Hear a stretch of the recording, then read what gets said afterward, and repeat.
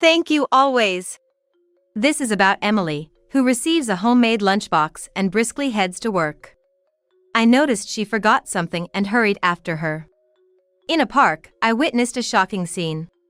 Unforgivable. How could they deceive us like this? I decided to show them. Vowing revenge, I set a plan against her. My name is Barbara Smith. I'm a 50-year-old housewife. I work as a massage therapist, mainly focusing on full-body massages, and run a home salon. Since my first husband passed away early, I've been living alone. Then I remarried my current husband, Robert. He first came as a client and became a regular. Barbara, your massages make my head and shoulders feel incredibly light. I used to suffer from migraines, but they stopped since I started coming here. I'm truly grateful, Robert said with a smile. I remember being very happy to see his smiling face. Once he got hooked, he started visiting at least once a week. However, my salon isn't cheap. Other clients, mostly office workers, come maybe twice a month, at most weekly. But Robert would come 2 or 3 times a week in busy months. He didn't seem to cut corners in his life, showing financial comfort. What does he do for a living? I gradually became interested in his job, which led me to approach him. I learned his true identity about 3 months after we met. Robert revealed that he runs multiple companies and is divorced.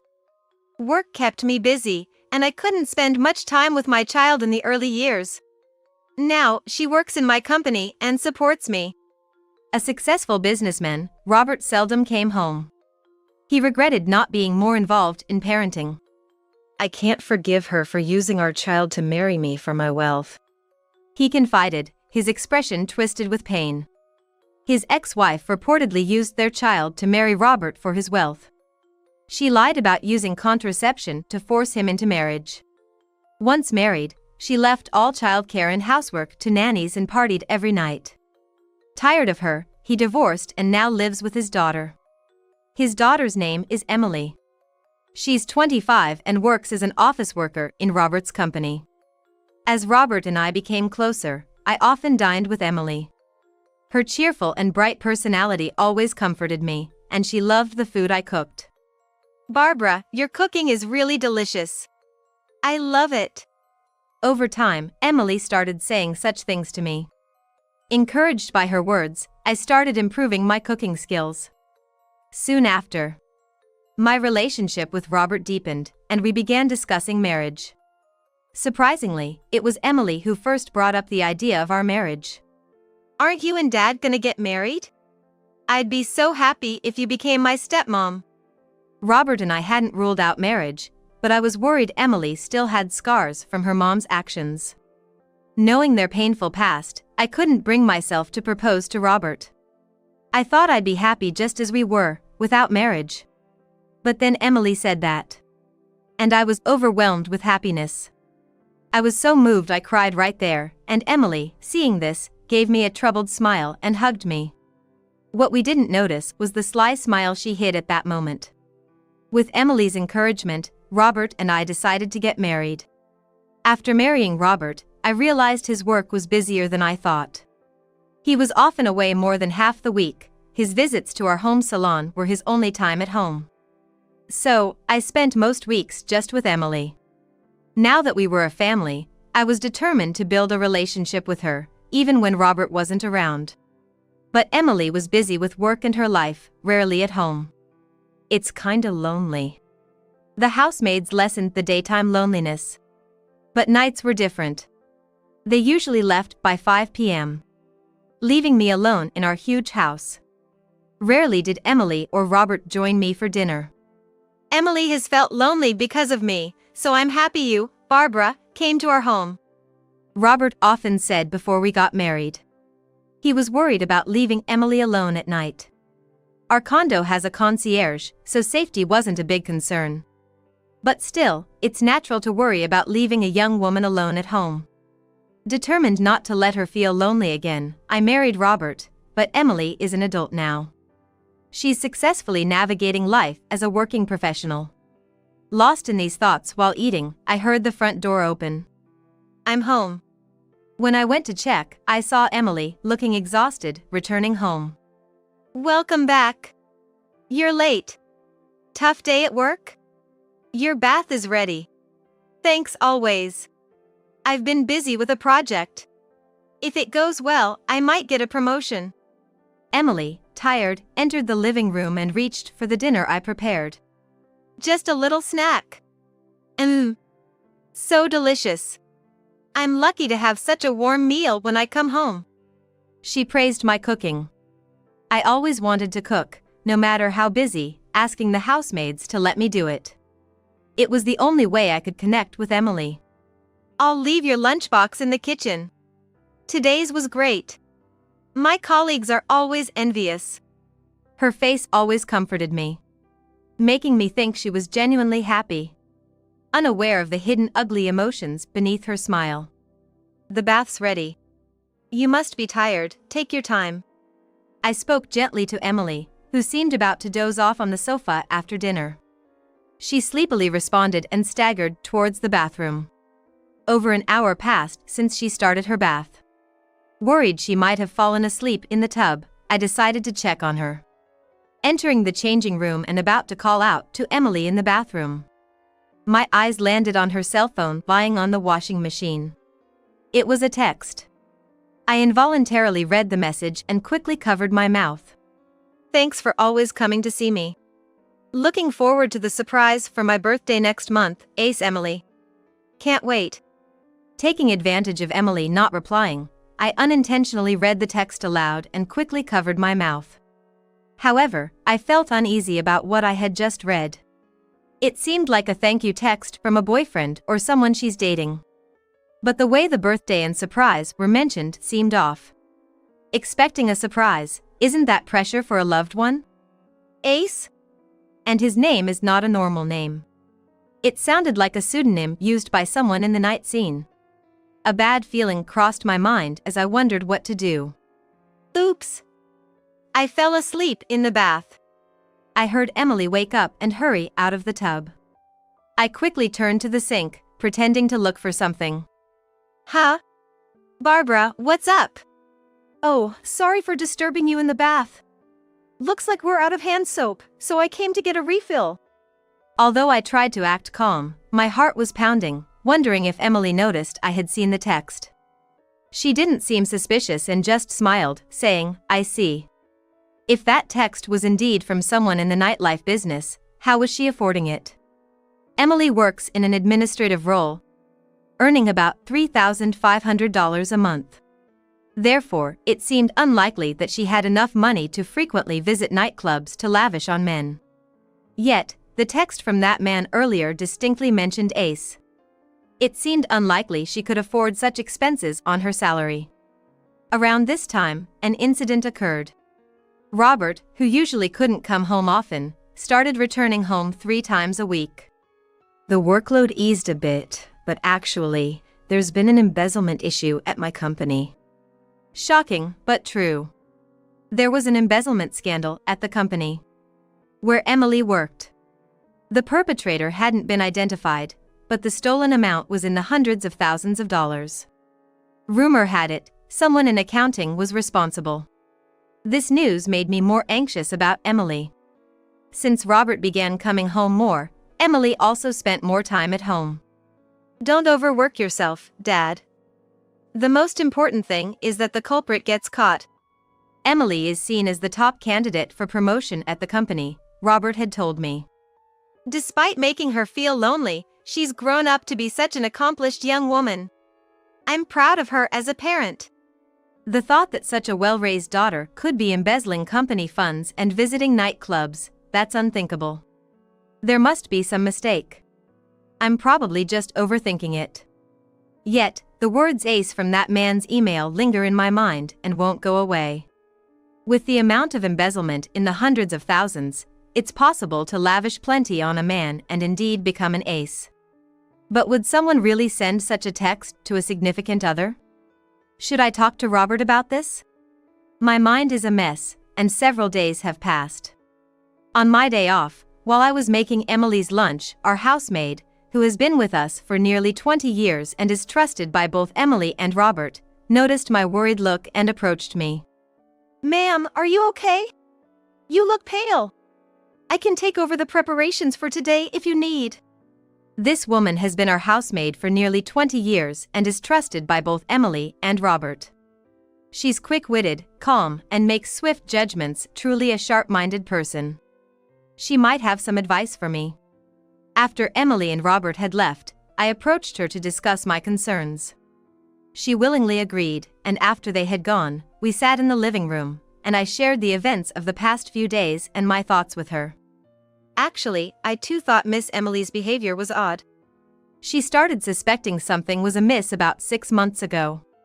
Emily dislikes alcohol and smoking, while Robert is fond of both. However, due to Emily's strong aversion, Robert stopped smoking at home and has been living a smoke-free lifestyle at home for about 10 years. But, about 6 months ago, I occasionally started noticing the smell of smoke on Miss Emily's clothes. Of course, there were guesses like work-related socializing or a boyfriend who smokes, so it didn't seem odd at first. But then, one night, after finishing her work, the housemaid was walking through a bar district, having been invited out by a friend. They decided to treat themselves at a slightly expensive sushi restaurant. That's when I saw her. Miss Emily entered the restaurant, closely linked arm-in-arm with a flashy, flamboyant man. The restaurant was high-end, often refusing first-time visitors. Seeing such a couple, who looked like the epitome of a foolish pair, the housemaid was taken aback. The man next to her was dressed in flashy designer clothes, a suit, but didn't seem like someone with an ordinary job. But it's not my place to comment on whom Miss Emily chooses to date. After that, the two disappeared into the bar district. The housemaid and I agreed that the man from the email might have been the same man she saw that night, leading us to decide to discuss it with Robert. That night, Emily had informed us she would be late due to overtime and dinner with friends. Robert had returned home, providing a perfect opportunity to talk. I shared with him about the email, the conversation with the housemaid, and the embezzlement issue. He turned pale and was visibly shaken. No, it can't be. Emily? Yet, he couldn't completely deny it, as there were rumors at her workplace. There's talk among many employees that Emily might be involved romantically with the executive director. Apparently, there were dark rumors surrounding the executive director, who had recently been displaying signs of newfound wealth, raising suspicions among colleagues. He's involved in accounting. It's the perfect position for someone to embezzle, Robert noted. Despite it being about his daughter, Robert was able to consider the situation calmly, which I found remarkable. If I had been hit with such news, it would have taken me a long time to believe it. But Robert was likely using various means to gather evidence to deny it, not wanting to believe it himself. However, it often happens that the more you search for evidence, the more you find confirming your fears.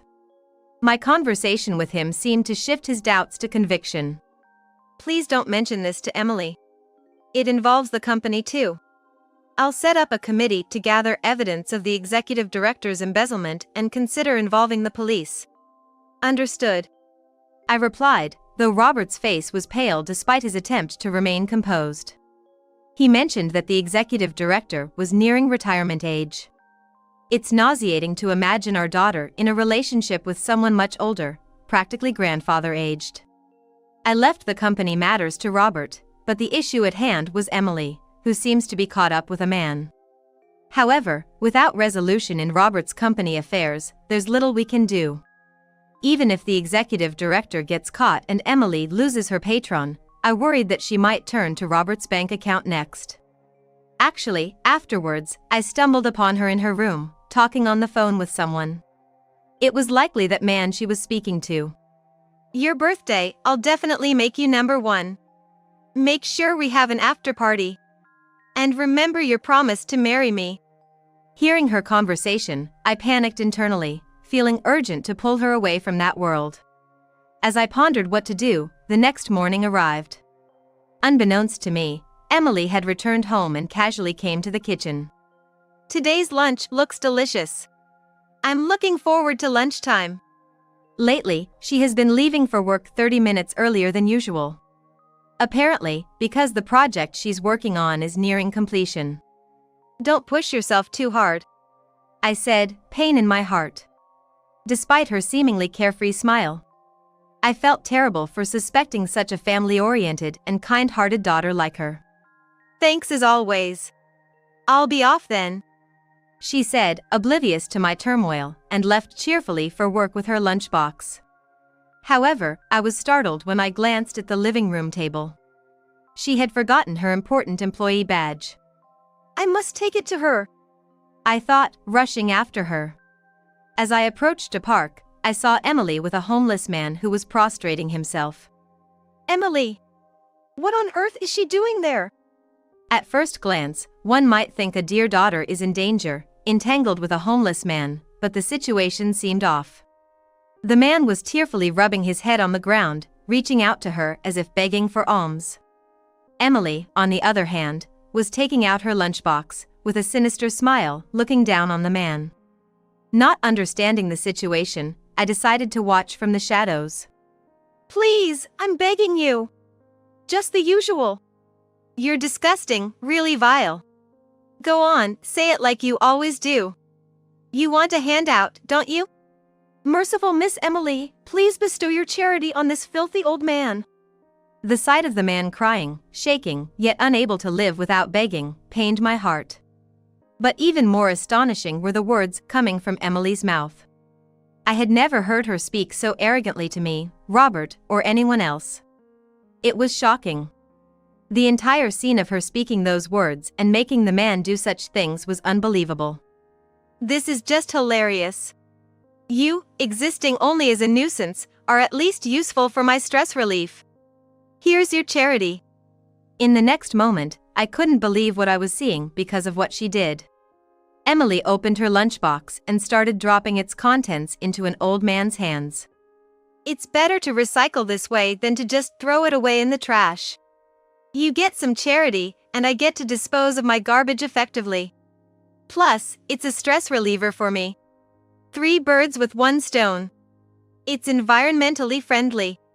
The words spilling from her mouth were like sharp blades, piercing my heart. Thanks for always making delicious lunches. Were all of Emily's kind words just a lie? I love Barbara's cooking the best. Were those words just to play with my feelings? I couldn't believe anything about her anymore, and in an instant, hatred welled up inside me. Listen up, old man. There's this new woman in our house. Well, she's become my mom. Just because I complimented her a bit, she got all excited and started trying hard in cooking. It's so creepy. With her around, Dad's money will decrease, and she's just a nuisance. I wonder if there's a good way to get rid of her. Seeing Emily's creepy smile, a dark emotion was born inside me. Unforgivable. To think of me and Robert like that. To mock people and treat them that way. I couldn't forgive anything about her. At that moment, I decided to show Emily hell and immediately started taking action. A few days later. It's rare for Dad and Barbara to have something to talk to me about. Could it be, are you finally going to tell me I'm getting a brother or sister? She must think we don't know anything. With a nonchalant attitude, Emily spoke those words, and both Robert and I gave her a cold look. Sorry, but it's not such good news. What's wrong, Dad? You look so serious. Is it about the business? From Robert's tone and expression, she must have realized that this was no ordinary situation. Sensing the gravity of the situation, Emily let slip what she thought might be the bad news. Yeah, let's start there. Actually, in these past few days, we caught the vice president embezzling company funds, and the police acted immediately. The vice president, who had been using online banking to access company money, was arrested and sentenced to 6 years in prison. At that time, the vice president mentioned that he was transferring a large sum of money every month to a certain woman as an allowance. The moment she heard this, a look of disturbance appeared on Emily's face. Vice presidents can do terrible things, huh? But the person who received the embezzled money might not have known it was illegal. I heard that if you don't know, you can't be held responsible. Emily was right. If she hadn't known the money was embezzled, she wouldn't be liable for embezzlement. And we had no way to prove that she knew. True. But it was easy to prove where that embezzled money was spent. Hearing this, Emily's demeanor suddenly changed. Her eyes narrowed sharply, seeing us as enemies, and she crossed her arms and legs, creating a dominant atmosphere. We've tracked where the vice president was transferring the money and obtained evidence of where it was spent. It was being sent to your account, Emily. Even hearing this, she showed no sign of disturbance. She quickly denied it with a snort, laughing off Robert's words and speaking dismissively. Stop joking. Sure, I had a close relationship with the vice president. But I didn't know it was company money, and there's no evidence to prove it. We do have evidence. It's on the security cameras of the nightclub you frequent. The moment she heard nightclub, all the color drained from Emily's face. She must have thought it impossible for us to know about that.